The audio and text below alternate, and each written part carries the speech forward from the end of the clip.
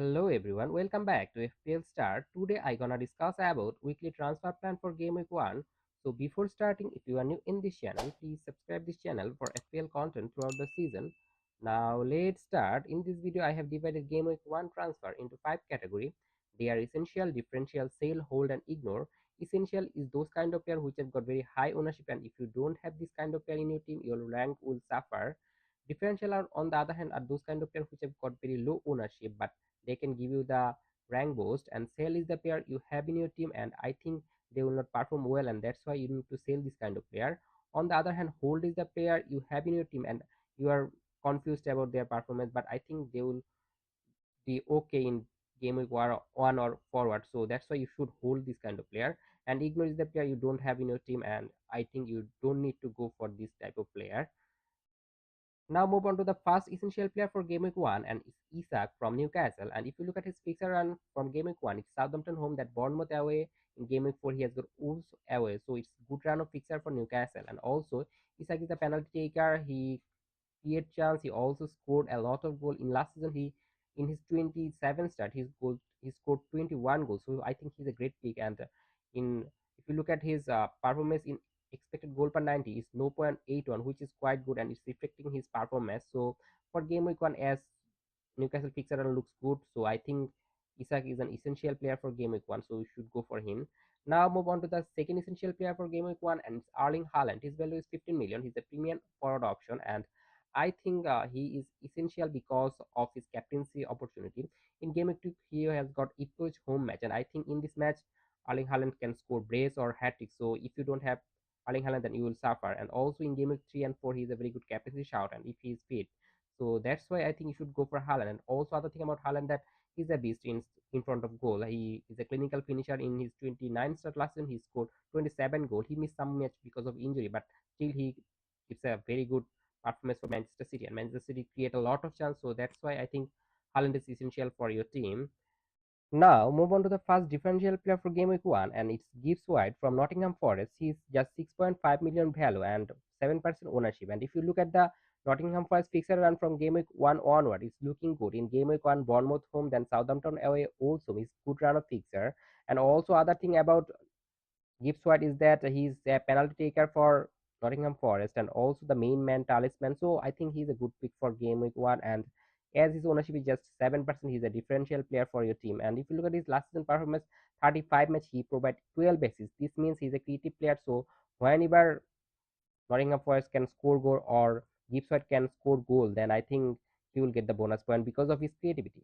Now move on to the second differential player, and it's Jota from Liverpool. And if you look at his performance in preseason, he's playing as a center forward under his new manager. So if he's continue playing in the center forward, then I think Jota is an amazing option because he can score goal. In his last season, in his 14th start, he scored a 10 goal. This is amazing, and that's why I think you can go for Jota as a differential player. Just 4% ownership, cheap one from Liverpool, 7.5, where Salah is 12.5. So Jota can be a cheap option and just 4% ownership differential one, I think.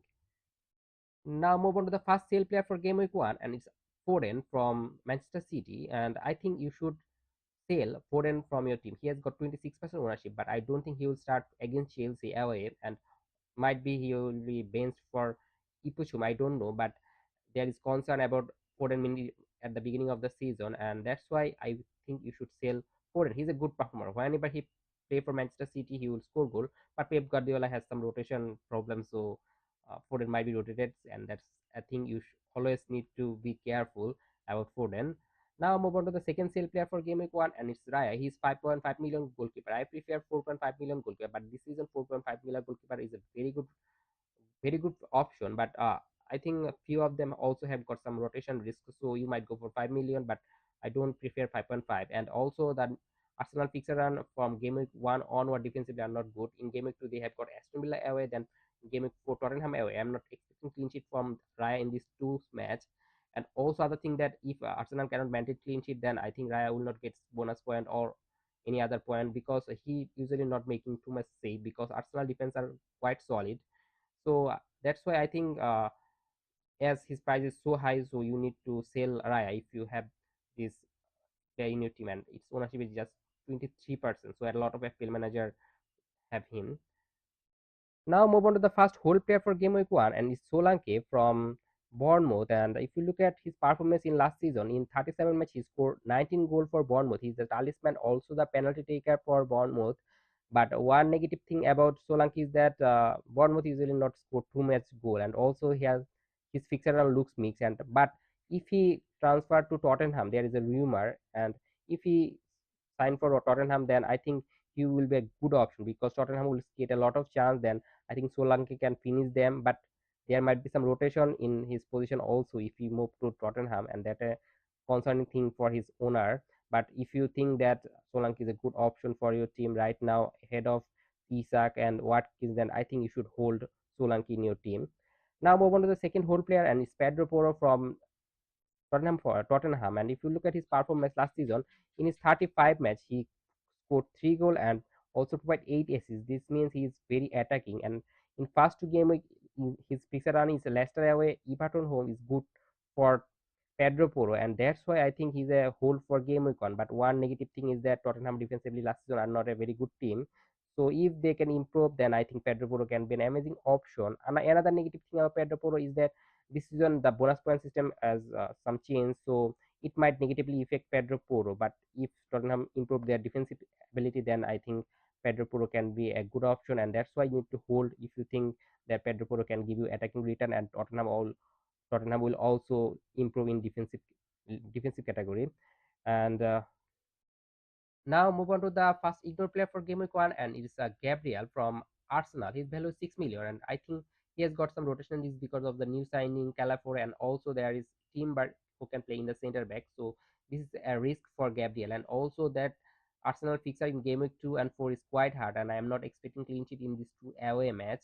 And if you look at the Gabriel performance last in 34 matches, scored 3 goals, so he can capable of scoring headed goal. But as he has got rotation risk and also Arsenal fixture looks bad and his price is 6 million. Considering all this, I think Gabriel is ignore for game week one.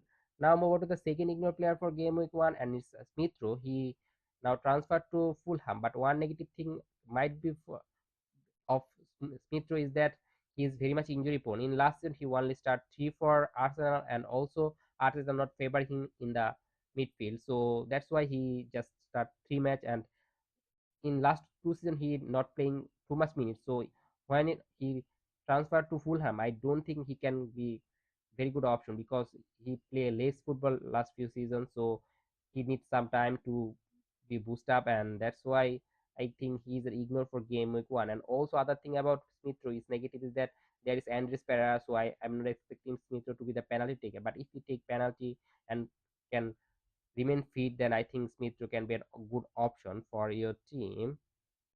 Now I am summarizing this all. In essential category is Isak and Haaland. If you don't have Isak and Haaland, you need to buy them. And in differential category player is Gibbs White and Jota. They have got very less ownership, and I think you can go for them because they have got potential. They can give you points, and they can be a good differential player for your team. You need to sell Foden and Raya if you have them, because I am not thinking that they will score point or they have got rotation risk. So that's why you need to sell.